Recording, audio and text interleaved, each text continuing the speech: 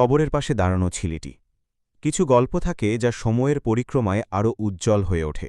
কিছু চরিত্র থাকে যা হৃদয়ের গভীরে চিরস্থায়ী ছাপ ফেলে যায়। এ গল্পটিও তেমনই এক উপাখ্যান, যেখানে মানবতা, আত্মত্যাগ আর এক অনাথ শিশুর ভালোবাসার এক অবিস্মরণীয় বন্ধন নিহিত।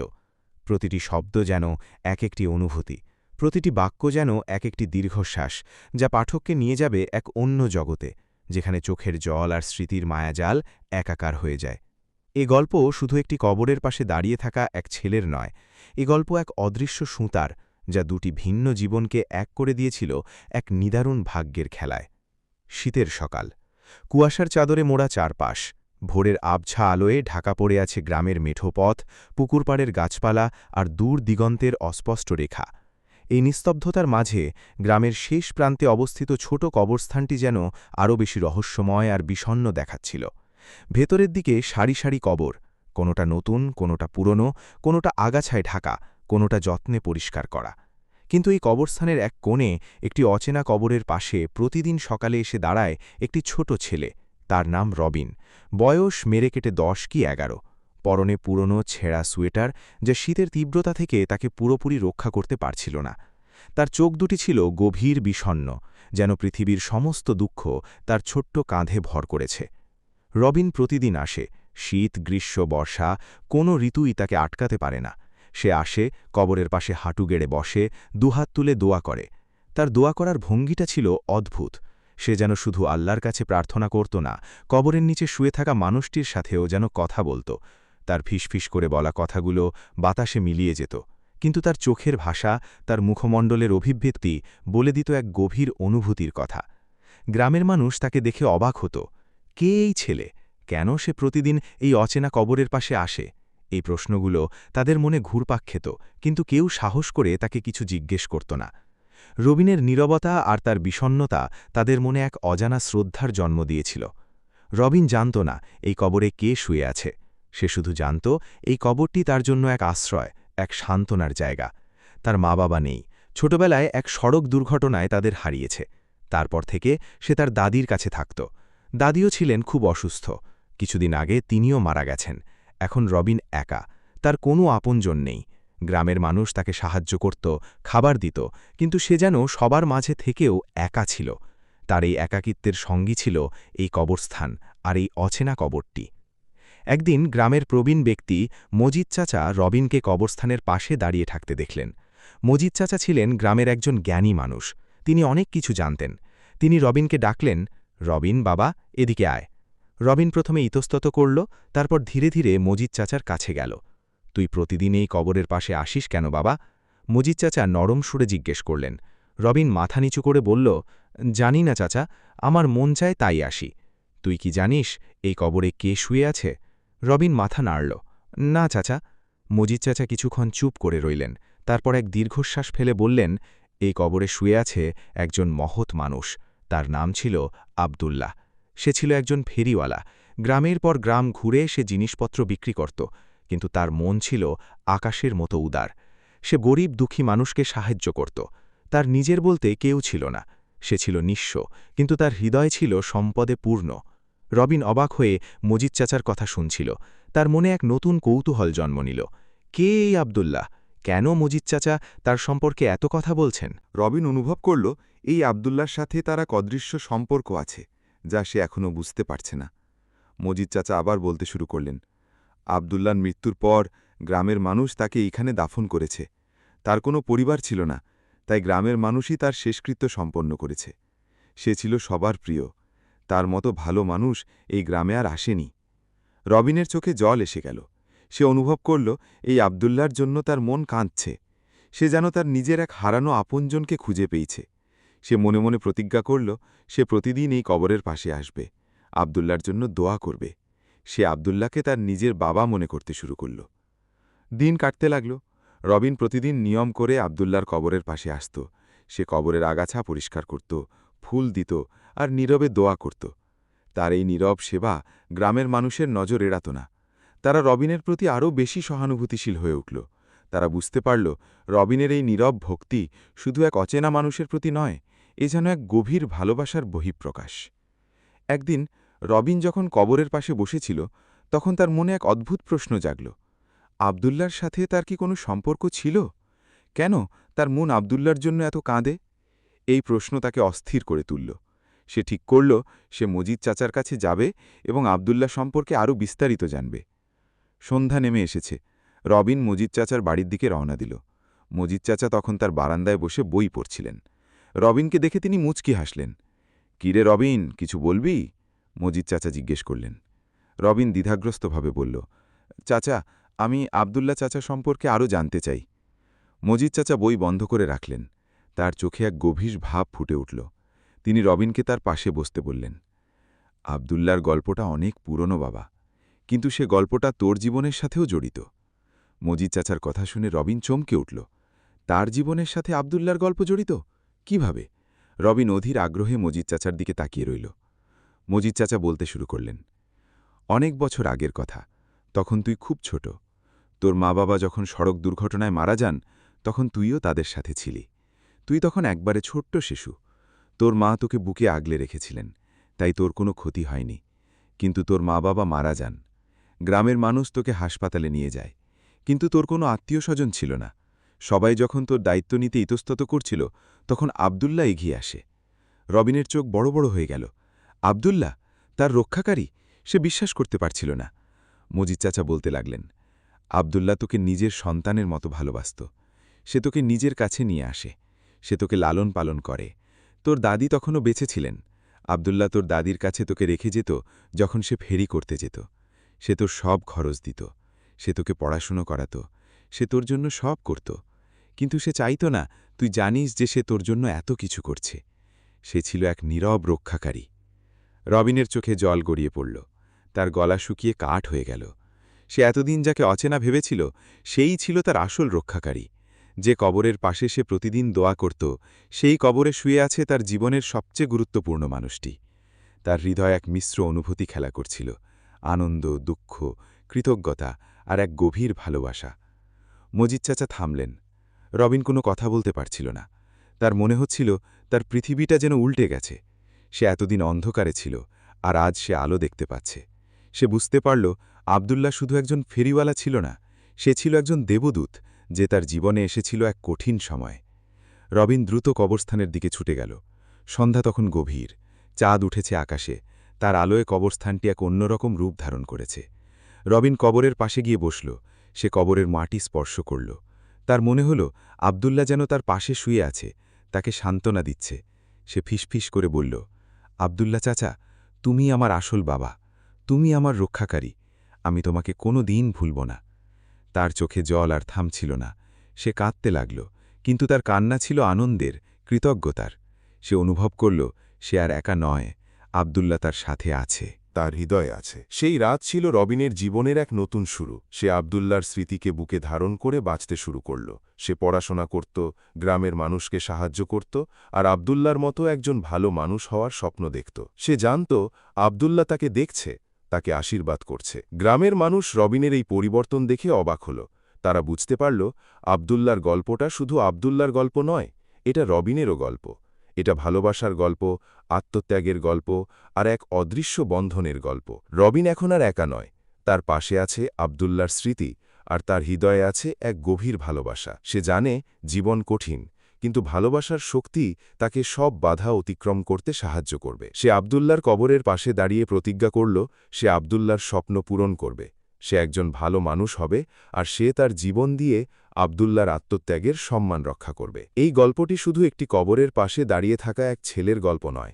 এটি মানবতা, ভালোবাসা আর আত্মত্যাগের এক চিরন্তন উপাখ্যান। এটি আমাদের মনে করিয়ে দেয় যে কিছু সম্পর্ক রক্তের বাঁধন ছাড়াই গড়ে ওঠে, আর কিছু মানুষ নীরবে আমাদের জীবনকে আলোকিত করে তোলে। আব্দুল্লার মতো মানুষরা হয়তো আমাদের চারপাশে ছড়িয়ে আছে, যারা নীরবে আমাদের সাহায্য করে যায়, আর আমরা তাদের মহত্ব বুঝতে পারি না। রবিন যেমন আব্দুল্লাহকে খুঁজে পেয়েছিল, তেমনি আমরাও যেন আমাদের জীবনের আব্দুল্লাদের খুঁজে পাই আর তাদের প্রতি কৃতজ্ঞতা প্রকাশ করি। আব্দুল্লাহ স্মৃতিকে বুকে ধারণ করে রবিন তার জীবন নতুন করে সাজাতে শুরু করল। তার দাদি মারা যাওয়ার পর সে সম্পূর্ণ একা হয়ে গিয়েছিল, কিন্তু এখন সে জানে আব্দুল্লাহর ভালোবাসা তাকে ঘিরে রেখেছে। এই ভালোবাসা তাকে শক্তি যোগায়, তাকে পথ দেখায়। গ্রামের মানুষজনও রবিনের প্রতি আরও বেশি সহানুভূতিশীল হয়ে উঠল। তারা দেখল রবিন এখন আর সেই বিষণ্ণ চুপচাপ ছেলেটি নেই।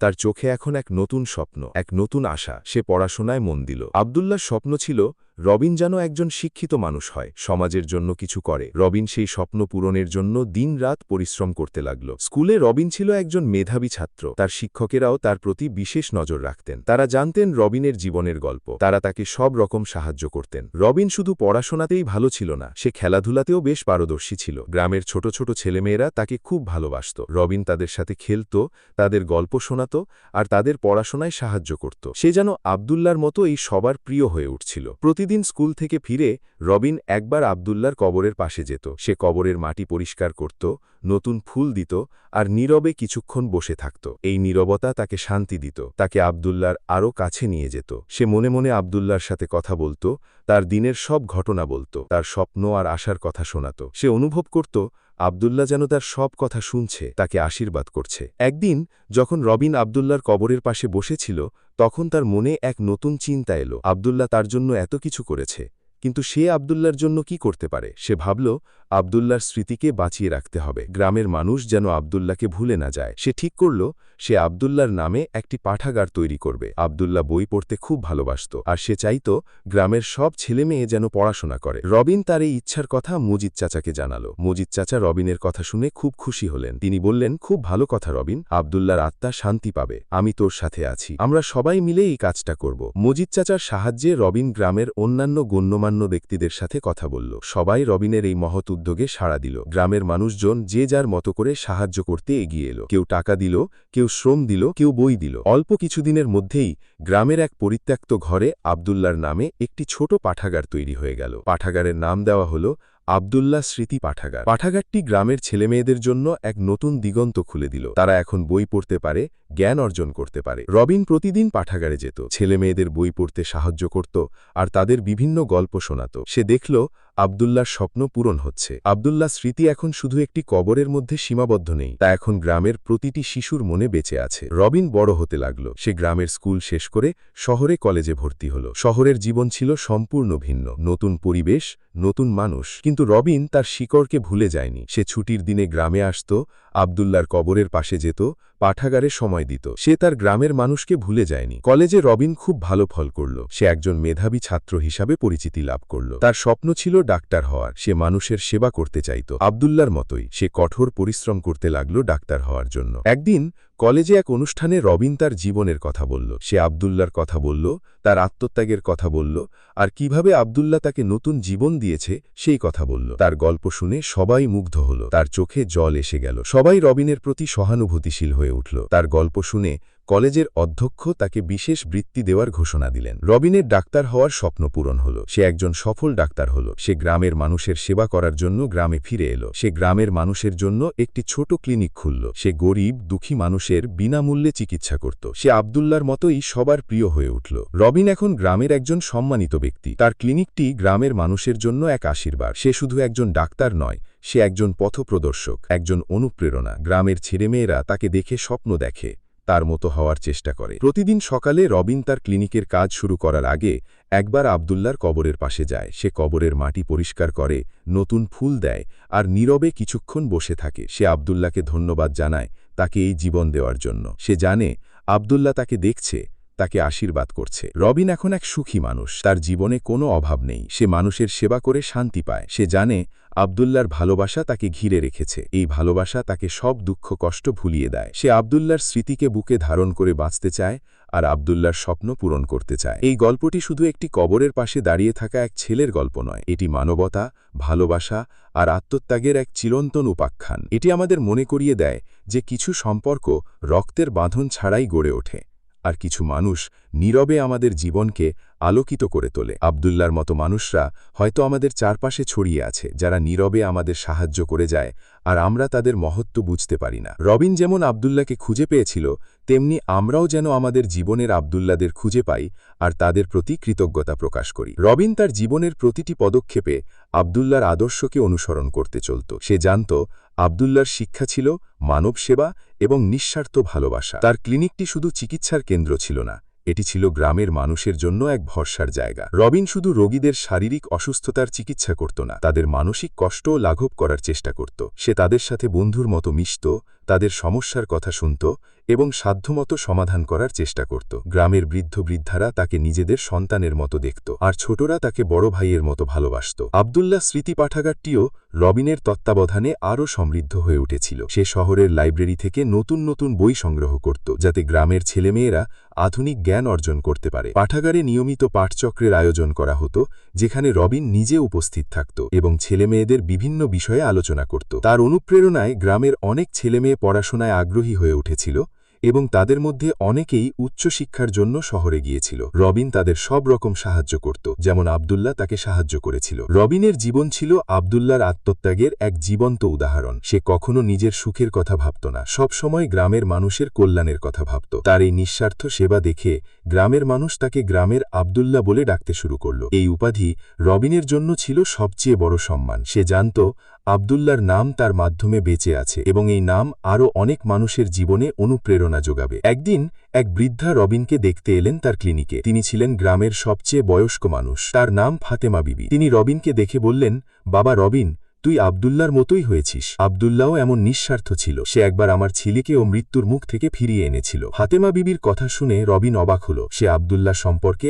আরও কিছু জানতে চাইল। ফাতেমা বিবি বলতে শুরু করলেন, আব্দুল্লাহ ছিল এক অদ্ভুত মানুষ। তার কোনো পরিবার ছিল না, কিন্তু সে যেন পুরো গ্রামকেই নিজের পরিবার মনে করত। সে যখন ফেরি করতে যেত, তখন গ্রামের প্রতিটি বাড়ির খবর রাখত। কার কি প্রয়োজন, কে অসুস্থ, কে কষ্টে আছে, সব খবর তার কাছে থাকত। সে নীরবে সবার সাহায্য করত। কেউ জানত না সে কোথায় আসে, কোথায় যায়। সে ছিল এক রহস্যময় মানুষ। ফাতেমা বিবির কথা শুনে রবিনের মনে আব্দুল্লাহর প্রতি শ্রদ্ধা আরও বেড়ে গেল। সে বুঝতে পারল আব্দুল্লাহর মহত্ব শুধু তার জীবনের সাথে জড়িত ছিল না, তা ছিল পুরো গ্রামের মানুষের জীবনের সাথে জড়িত। আব্দুল্লাহ ছিল গ্রামের এক অদৃশ্য রক্ষাকারী। রবিন তার জীবন দিয়ে আব্দুল্লাহর এই মহত্বকে বাঁচিয়ে রাখতে চাইল। সে ঠিক করল সে আব্দুল্লাহর জীবন কাহিনী লিখবে। গ্রামের মানুষ যেন আব্দুল্লাহর আত্মত্যাগের কথা জানতে পারে, তার থেকে অনুপ্রেরণা নিতে পারে। সে তার অবসর সময়ে আব্দুল্লাহর জীবন কাহিনী লিখতে শুরু করল। সে গ্রামের প্রবীণ ব্যক্তিদের সাথে কথা বলল, আব্দুল্লাহ সম্পর্কে তথ্য সংগ্রহ করল। কিছুদিনের মধ্যেই রবিনের লেখা আব্দুল্লাহর জীবন কাহিনী শেষ হল। সে বইটি প্রকাশ করার সিদ্ধান্ত নিল। গ্রামের মানুষজন রবিনের এই উদ্যোগে খুব খুশি হল।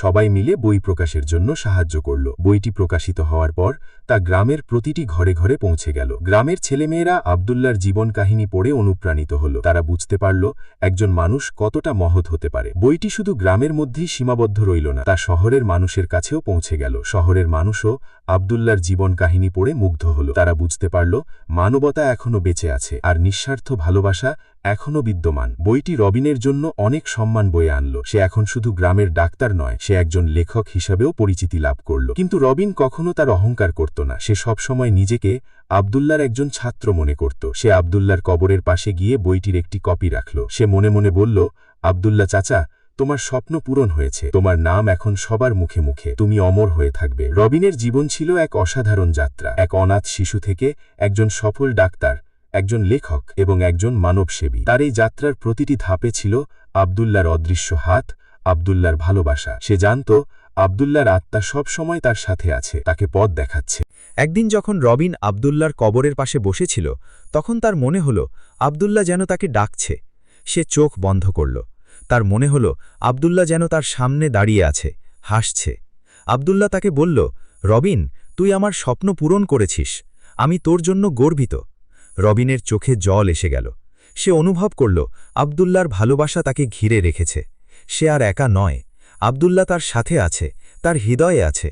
এই গল্পটি শুধু একটি কবরের পাশে দাঁড়িয়ে থাকা এক ছেলের গল্প নয়, এটি মানবতা, ভালোবাসা আর আত্মত্যাগের এক চিরন্তন উপাখ্যান। এটি আমাদের মনে করিয়ে দেয় যে কিছু সম্পর্ক রক্তের বাঁধন ছাড়াই গড়ে ওঠে, আর কিছু মানুষ নীরবে আমাদের জীবনকে আলোকিত করে তোলে। আব্দুল্লার মতো মানুষরা হয়তো আমাদের চারপাশে ছড়িয়ে আছে, যারা নীরবে আমাদের সাহায্য করে যায়, আর আমরা তাদের মহত্ব বুঝতে পারি না। রবিন যেমন আব্দুল্লাকে খুঁজে পেয়েছিল, তেমনি আমরাও যেন আমাদের জীবনের আব্দুল্লাদের খুঁজে পাই আর তাদের প্রতি কৃতজ্ঞতা প্রকাশ করি। রবিন তার জীবনের প্রতিটি পদক্ষেপে আব্দুল্লার আদর্শকে অনুসরণ করে চলত। সে জানত আব্দুল্লার শিক্ষা ছিল মানব সেবা এবং নিঃস্বার্থ ভালোবাসা। তার ক্লিনিকটি শুধু চিকিৎসার কেন্দ্র ছিল না, এটি ছিল গ্রামের মানুষের জন্য এক ভরসার জায়গা। রবিন শুধু রোগীদের শারীরিক অসুস্থতার চিকিৎসা করত না, তাদের মানসিক কষ্টও লাঘব করার চেষ্টা করত। সে তাদের সাথে বন্ধুর মতো মিশত, তাদের সমস্যার কথা শুনত এবং সাধ্যমতো সমাধানের চেষ্টা করত। গ্রামের বৃদ্ধবৃদ্ধারা তাকে নিজেদের সন্তানের মতো দেখত, আর ছোটরা তাকে বড় ভাইয়ের মতো ভালোবাসত। আব্দুল্লাহ স্মৃতি পাঠাগারটিও রবিনের তত্ত্বাবধানে আরও সমৃদ্ধ হয়ে উঠেছিল। সে শহরের লাইব্রেরি থেকে নতুন নতুন বই সংগ্রহ করত, যাতে গ্রামের ছেলেমেয়েরা আধুনিক জ্ঞান অর্জন করতে পারে। পাঠাগারে নিয়মিত পাঠচক্রের আয়োজন করা হতো, যেখানে রবিন নিজেও উপস্থিত থাকত এবং ছেলেমেয়েদের বিভিন্ন বিষয়ে আলোচনা করত। তার অনুপ্রেরণায় গ্রামের অনেক ছেলেমেয়ে পড়াশোনায় আগ্রহী হয়ে উঠেছিল এবং তাদের মধ্যে অনেকেই উচ্চশিক্ষার জন্য শহরে গিয়েছিল। রবিন তাদের সব রকম সাহায্য করত, ঠিক যেমন আব্দুল্লাহ তাকে সাহায্য করেছিল। রবিনের জীবন ছিল আব্দুল্লাহর আত্মত্যাগের এক জীবন্ত উদাহরণ। সে কখনো নিজের সুখের কথা ভাবত না, সব সময় গ্রামের মানুষের কল্যাণের কথা ভাবত। তার এই নিঃস্বার্থ সেবা দেখে গ্রামের মানুষ তাকে গ্রামের আব্দুল্লাহ বলে ডাকতে শুরু করল। এই উপাধি রবিনের জন্য ছিল সবচেয়ে বড় সম্মান। সে জানত আব্দুল্লাহর নাম তার মাধ্যমে বেঁচে আছে এবং এই নাম আরও অনেক মানুষের জীবনে অনুপ্রেরণা যোগাবে। এই গল্পটি এখান থেকেই শেষ। গল্পটি আপনাদেরকে কেমন লেগেছে কমেন্টে জানাবেন। এমন সুন্দর সুন্দর ইসলামিক গল্প পেতে চ্যানেলটি সাবস্ক্রাইব করে পাশে থাকুন। ধন্যবাদ।